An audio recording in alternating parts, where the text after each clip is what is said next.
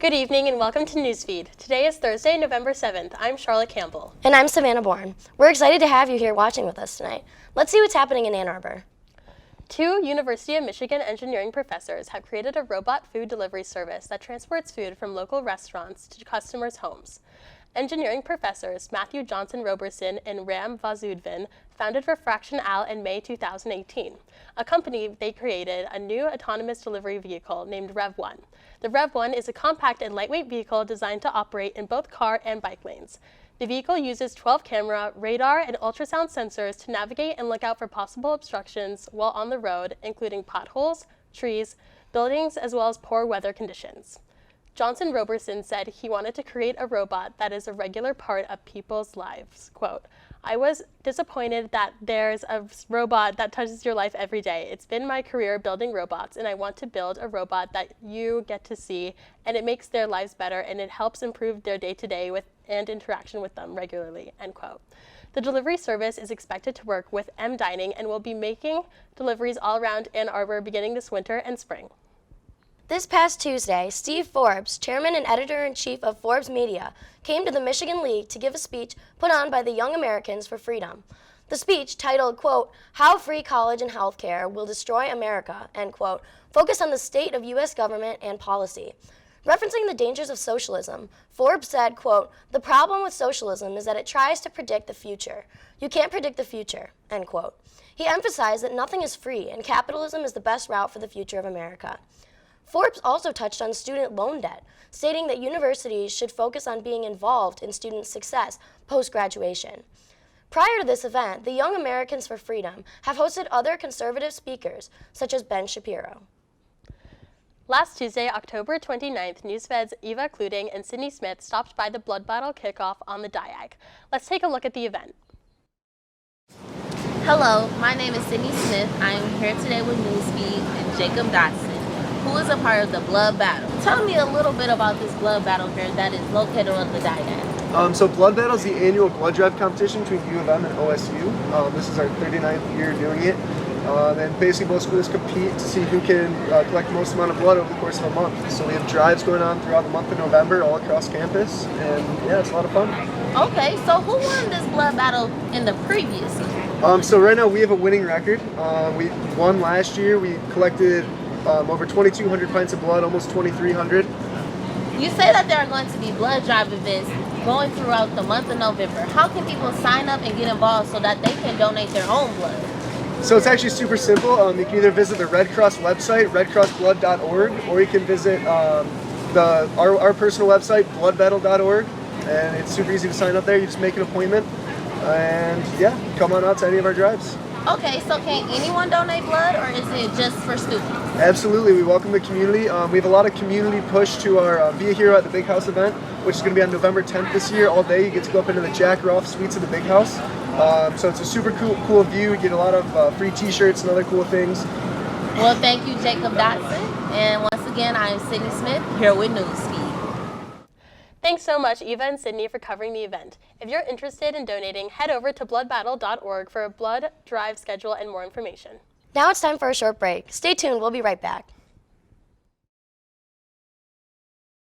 Just had her first breakup. Do you A, put yourself in her shoes? B, console her? Don't worry, sweetie. This is gonna happen a lot. Or C, find her a new boyfriend? Nice, single boys. That was weird. As a parent, there are no perfect answers. But you don't have to be perfect to be a perfect parent. Thousands of teens in foster care will love you just the same. Fancy pants peanut butter? A big screen television? You haven't even bought a sofa yet. A motorcycle? When your father finds out, he's gonna flip his shoes with 2 buckles? What do you even need 2 buckles for? Mr. Big Shot, buying whiskey shots for everybody in the bar. From the looks of it, I'd say nobody even remembers. Feed the pig. Hart, what's going on? I'm leaving. Why? What did I do? Not enough. You constantly ignore me. You barely eat anything healthy. You're half as active as you used to be. The pressure is just too much. I quit. Okay, I get it. I'll do better. Just Please, don't leave. Okay. But remember, if I go, you go. Listen to your heart. Don't let it quit on you. Uncontrolled high blood pressure could lead to stroke, heart attack, or death. Get yours to a healthy range before it's too late.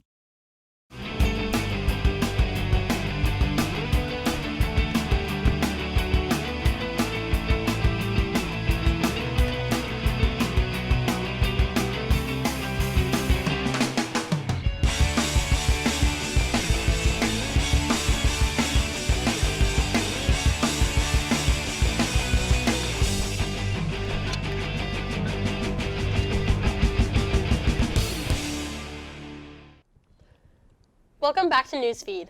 Now let's get into our national and international news. Over the weekend, the McDonald's CEO, Steve Easterbrook, was fired for maintaining a relationship with another employee. McDonald's board stated that this relationship, while consensual, violates company policy.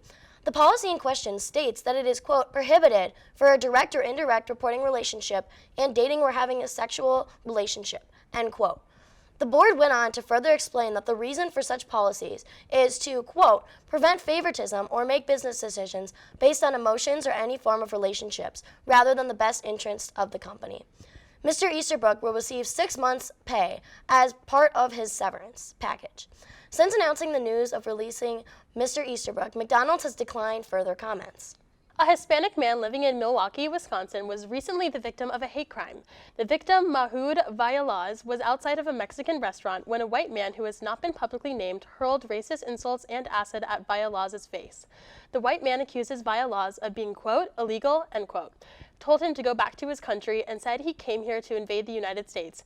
In reality, Vallaz is an American citizen, making these statements incorrect.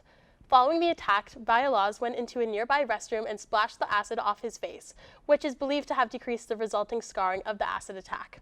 Democrats and Republicans alike attribute the recent hate crimes against Mexican people to the anti-immigrant sentiment expressed by President Trump. However, there is no proof that this was a motivating factor in the particular hate crime. Vallaz was treated for third-degree burns on his neck, second-degree burns on his face, and irritation to the left eye. A GoFundMe campaign has been set up to help cover the cost of any necessary procedures and has already exceeded its goal of $15,000. On November 1st, the FBI arrested alleged white supremacist Richard Holzer for planning to bomb a Pueblo synagogue. The 27-year-old man was brought to the FBI's attention after a tip in late September regarding concerning comments he made online. He was soon approached by an undercover FBI agent after the tip and was interacting with them when he allegedly plotted the attack on the Temple Emmanuel. In a meeting with 3 undercover agents at a restaurant last month, Holzer proposed using Molotov cocktails, a crude incendiary device, to destroy the Pueblo synagogue.